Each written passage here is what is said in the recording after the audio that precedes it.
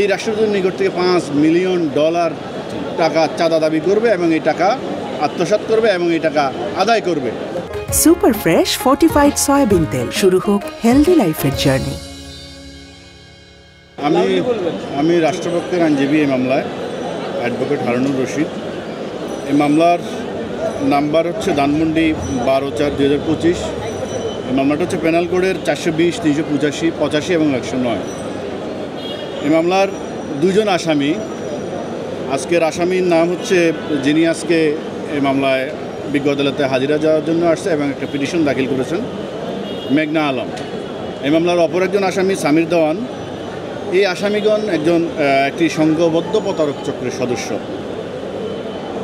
এরা বাংলাদেশের বিভিন্ন সুন্দরী মেয়েদেরকে দিয়ে বাংলাদেশে কর্মরত বিভিন্ন রাষ্ট্রের কূটনীতিক, প্রতিনিধি এবং দেশের ধন্যাঢ্য ব্যক্তি, রাজনৈতিক ব্যক্তিত্ব এবং রাষ্ট্রদূত, সুশীল যে ব্যক্তিবর্গ আছে, এদেরকে প্রেমের পাদে ফেলে অবৈধ সম্পর্ক স্থাপন করে, মেলামেশা করে।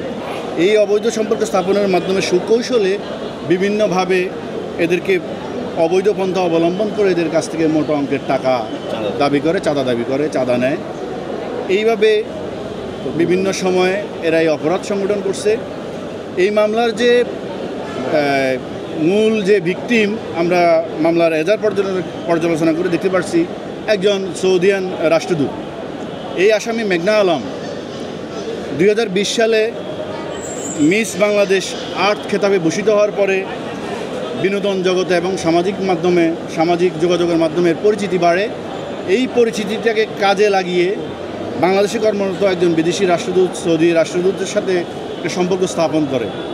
সেই স্থাপনের মাধ্যমে এই রাষ্ট্রদূতের নিকট এই আসামি এবং এদের যে চক্র, 1 নম্বর আসামি সহ ধানমন্ডির একটা রেস্টুরেন্টে বসে ওরা আলাপ আলোচনা করে একটা মিটিং আয়োজন করে।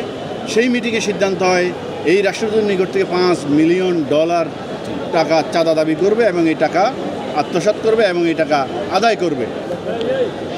তাৎক্ষণিক আমাদের দেশের আইনশৃঙ্খলা বাহিনী এই বিষয়ে অবগত হয়ে আসামিকে গ্রেপ্তার করে।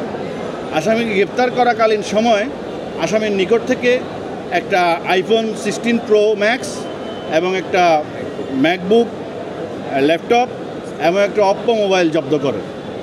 আজকে আসামি জামিন নেওয়ার পর বিজ্ঞ আদালতে একটা দরখাস্ত দিয়েছেন। আসামির নিকট যে জব্দকৃত আলামত, এই ল্যাপটপ, এই iPhone Pro Max, 16 Pro Max এবং অপ্পো মোবাইলটা তার জিম্মায় দেওয়ার জন্য আমরা রাষ্ট্রপক্ষে, এবং তার একটা পাসপোর্ট ছিল, আমরা রাষ্ট্রপক্ষে গৌরাপত্তি করেছি। আমরা বিজ্ঞ আদালতের রাষ্ট্রপক্ষে বলেছি এই মামলার তদন্ত কাজ এখনও চলমান। এই আলামত একটা গুরুত্বপূর্ণ, এই মামলার একটা গুরুত্বপূর্ণ আলামত।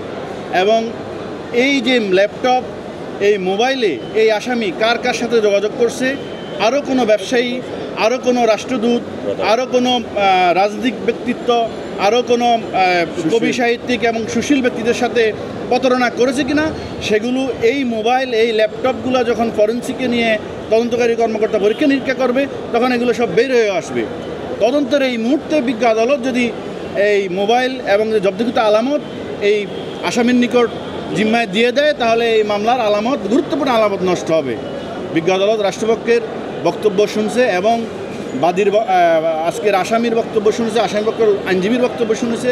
শুনে বিজ্ঞ আদালত একটা অর্ডার দিয়েছেন। সেই অর্ডারটা হলো আগামী 31/8/2025, অর্থাৎ আগামী ধার্য তারিখে তদন্তকারী কর্মকর্তাকে নির্দেশ দিয়েছেন এই যে আলামত, এই আলামতের মালিকানা যাচাই এবং এই আলামতগুলা ফরেন্সিকে পরীক্ষা নিরীক্ষা করে এই মামলার সংক্রান্ত যেসব তথ্য আলামত পাওয়া যায় সেগুলো সংগ্রহ করার জন্য এবং ফরেন্সিক রিপোর্ট বিজ্ঞ আদালতে দাখিল করার জন্য, পেশ করার জন্য আজকে বিজ্ঞ আদালত এই অর্ডার দিয়েছেন। তাছাড়া আপনারা দেখেছেন এই আসামি খুবই ঔদ্ধত্যপূর্ণ আচরণ বিজ্ঞ আদালতে।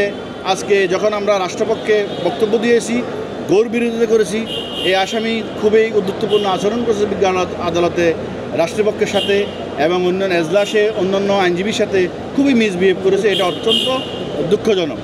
Thank you.